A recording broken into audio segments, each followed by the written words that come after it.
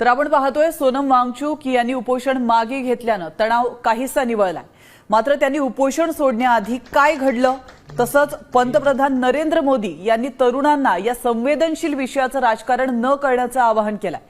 मात्र शिक्षण मंत्र्यांच्या राजीनाम्यासह विविध मागण्यांसाठी जंतर मंतरवरील आंदोलन अद्याप सुरूच आहे। याविषयी थेट जंतर मंतरवरून आढावा घेतलाय आमचे प्रतिनिधी भरत मोहोळकर यांनी। थेट जाऊयात।